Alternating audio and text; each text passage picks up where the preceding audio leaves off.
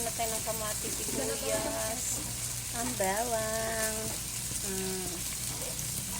Yan ang aking menu for today.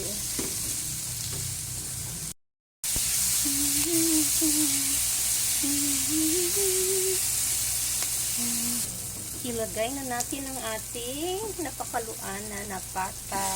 Ayan. Pinakuluan ko na yan kagabi. Tapos pinaluan ko ito ng liempo para naman may konting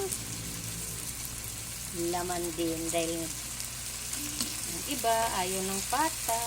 Ay, may liempo tayo.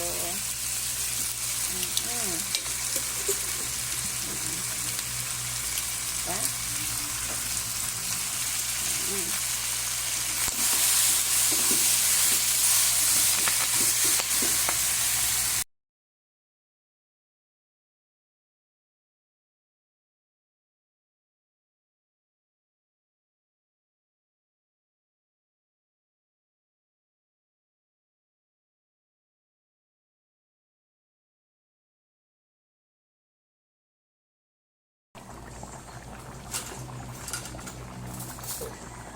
Ayan na, kumulo na. Tapos na to eh, kasi malambot na to siya. So, titikman na natin.